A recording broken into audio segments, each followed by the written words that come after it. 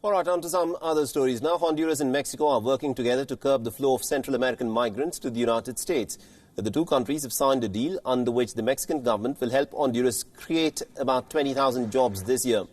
Honduras will be copying a Mexican program for tree planting and another one that pays a stipend to those youngsters who are working while studying.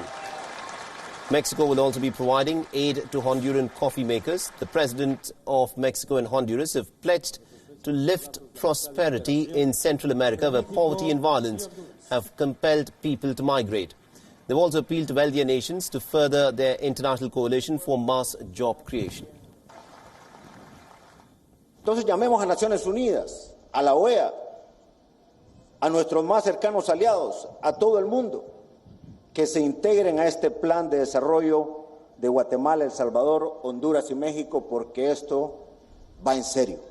Y queremos ser ejemplo de cómo se generan las oportunidades en la tierra que nos vio nacer y que cada ser humano en este pedacito del mundo sienta que aquí puede desarrollarse sin mirar a otro lado. De esto hemos hablado con el presidente Donald Trump para que se apoye a Centroamérica, para que se apoye al sur, al sureste de México, y que de esta manera, con actividades productivas, creando empleo, con bienestar, se logre que la migración sea opcional,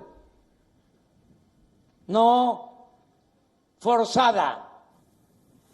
Remember, the U.S. president has been threatening sanctions against the Central American countries if they do not contain the flow of migrants. Mexico and Honduras' latest move comes amidst this pressure.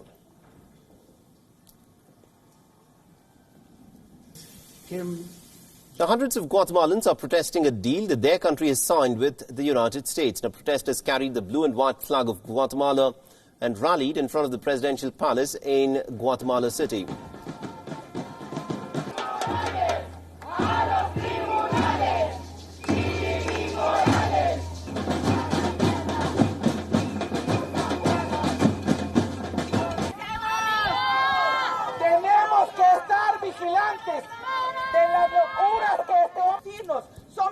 They're essentially demanding the resignation of the country's President Jimmy Morales over the new migration deal. They carried banners which read "National Shame." They also called for national sovereignty and the return of the anti-corruption mission.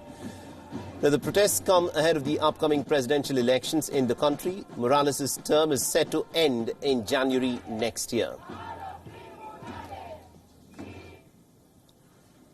Now, the deal that was signed by Morales will make Guatemala a quote-unquote a safe third country for migrants. It requires Central American migrants to seek asylum there instead of going to the United States.